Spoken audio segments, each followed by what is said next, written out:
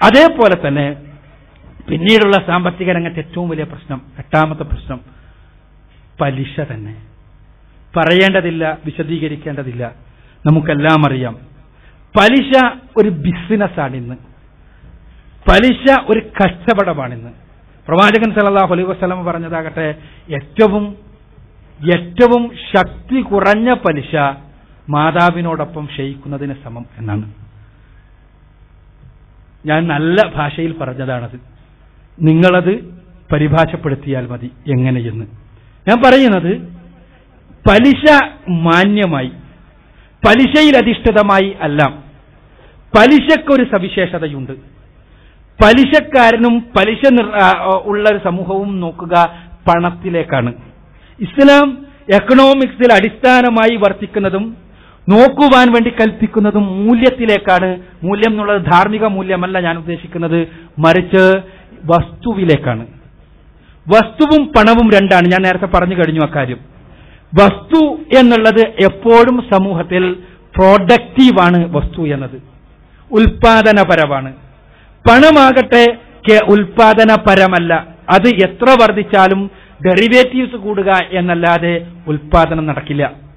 അവിടെയാണ് ഇസ്ലാമിക് ബാങ്കുകൾ എന്നുള്ള ആശയം കടന്നു വരുന്നത്. ഇസ്ലാമിക് ബാങ്കുകൾ എന്നുള്ള ആശയം അത് വേറെ വിശദമായി ചർച്ച ചെയ്യേണ്ടതാണ്.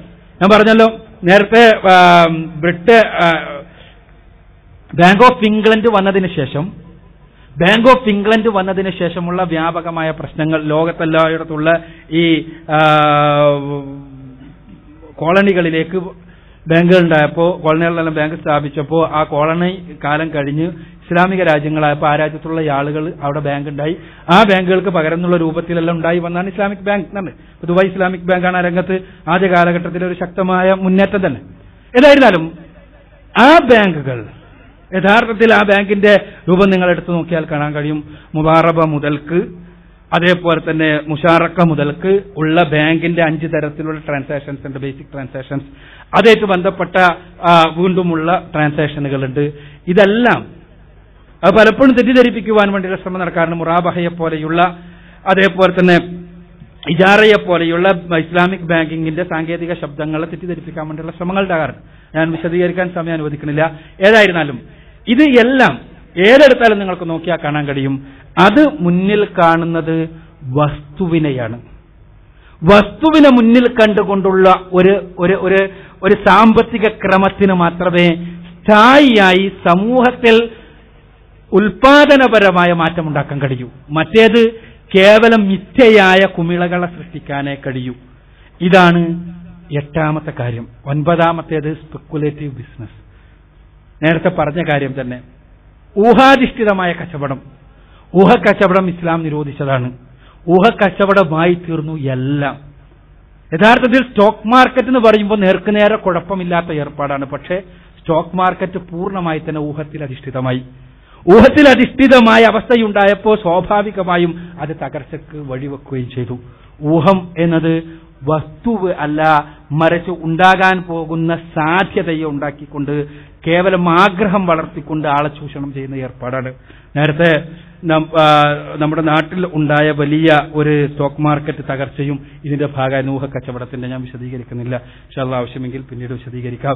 ആ 10ാമത്തെ പ്രശ്നം, ഈ എക്കണോമിക്സ്, മുതലാളിത്തത്തിന്റെ എക്കണോമിക്സ് എപ്പോഴും ലാഭവും പ്രൊഡക്ഷനും മാത്രമേ കാണുന്നുള്ളൂ.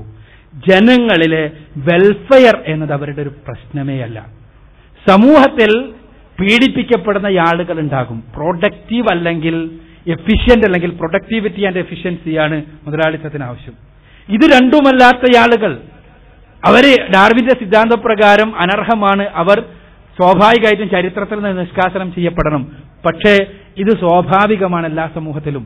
അത്തരം സമൂഹത്തെ, അത്തരം ആളുകളെ കൂടി കണ്ടുകൊണ്ടുള്ള ഒരു എക്കണോമിക്സിന് മാത്രമേ സമൂഹത്തിൽ യഥാർത്ഥത്തിലുള്ള സമാധാനവും ശാന്തിയും ഉണ്ടാക്കാൻ പറ്റുള്ളൂ. ഇസ്ലാമിലെ സക്കാത്ത് വ്യവസ്ഥ കടന്നു വരുന്നത് അവിടെയാണ്. പലിശയെക്കുറിച്ച് പറഞ്ഞപ്പോൾ ഖുർആനിലെ സൂറത്തുർ റൂമിലെ 39ാമത്തെ വചനം പറഞ്ഞു, പലിശ വളർച്ചയാണെന്ന് അവർ കരുതുന്നു. പക്ഷേ പലിശയല്ല, വളർച്ചയല്ല. പലിശ തകർച്ചയാണ്. പക്ഷേ സക്കാത്താകുന്നു യഥാർത്ഥത്തിൽ അള്ളാഹുവിങ്കിൽ വളരുന്നത്. തീർച്ചയായും വെൽഫെയർ എക്കണോമിക്സിന്റെ രംഗത്ത് പുതിയ ഒരുപാട് പഠനങ്ങൾ നടന്നുകൊണ്ടിരിക്കുന്ന ഒരു കാലഘട്ടത്തിലാണ് നമ്മൾ ജീവിക്കുന്നത്. അമർത്യ സെന്നിനെ പോലെയുള്ള ആളുകൾക്ക് നൊബേൽ സമ്മാനം കിട്ടിയ ആളുകൾ എക്കണോമിക്സിന്റെ രംഗത്ത് വെൽഫെയർ എക്കണോമിക്സ്, മൂന്നാം ലോക രാജ്യങ്ങളിലെ സാധാരണക്കാരായ പീഡിപ്പിക്കപ്പെടുന്ന ജനങ്ങൾക്ക് കൂടി ഉപകാരപ്രദമായ എക്കണോമിക്സ് എങ്ങനെ സാധ്യമാകും എന്ന് സംസാരിച്ചവരാണ്. അവിടെ യഥാർത്ഥത്തിൽ ഇസ്ലാമിന് മാത്രമേ യഥാരൂപത്തിലുള്ളൊരു എക്കണോമിക്സ് ആ രൂപത്തിൽ നൽകാൻ കഴിയുന്നുള്ളൂ. എന്താണ് വെൽഫെയർ എക്കണോമിക്സ്? നിങ്ങൾ നോക്കുക, പണക്കാരന്റെ സമ്പത്തിൽ പാവപ്പെട്ടവൻ അവകാശം എന്ന് പറഞ്ഞുകൊണ്ടാണ് തുടങ്ങുന്നത്. പണക്കാരന്റെ ഏതെങ്കിലും ഔദാര്യമല്ല, പണക്കാരന്റെ ചാരിറ്റിയല്ല, സക്കാത്ത് ചാരിറ്റിയല്ല, മറിച്ച് റൈറ്റാണ്. ആ അവകാശം കൂടി ഉൾപ്പെടുന്ന രൂപത്തിൽ ഉള്ള ഒരു സാമ്പത്തിക ചംക്രമണ ക്രമത്തിനെ യഥാർത്ഥത്തിൽ സമൂഹത്തിൽ സമാധാനപരമായ സഹവർത്തിത്വം സാധ്യമാക്കാൻ കഴിയൂ. യഥാരൂപത്തിലുള്ള ഒരു ഇസ്ലാമിക സാമ്പത്തിക സംഹിതയുടെ അനിവാര്യതയാണ് യഥാർത്ഥത്തിൽ ലോകത്തെ ഇന്നത്തെ എക്കണോമിക് ക്രൈസിസ് കാണിക്കുന്നത് എന്നാണ് എനിക്ക് സൂചിപ്പിക്കുവാനുള്ളത്. സഹോദരങ്ങളെ, ഈ ക്രൈസിസ് സ്വാഭാവികമായി മുതലാളിത്ത പാത പിൻപറ്റുന്ന ആളുകൾക്കുണ്ടാകും. ഇന്ന് നിലനിൽക്കുന്ന ക്രൈസിസ് ആകട്ടെ പെട്ടെന്ന് കടന്നു പോകും എന്ന് വിചാരിക്കാൻ യാതൊരു ന്യായവുമില്ല. ഞാൻ നേരത്തെ പറഞ്ഞു 20 ട്രില്യൺ എക്സസ് ആണ് ഡെറിവേറ്റീവ്സ് ലോകത്തിന്റെ മുഴുവനും GDP എടുത്താലും. അപ്പോ ആ രൂപത്തിൽ ഉള്ള ഒരു തലത്തിൽ തീർച്ചയായും പെട്ടെന്ന് ഈ ക്രൈസിസ് നീങ്ങിപ്പോകുമെന്ന് കരുതാൻ യാതൊരു ന്യായവുമില്ല എന്നാണ് തോന്നുന്നത്.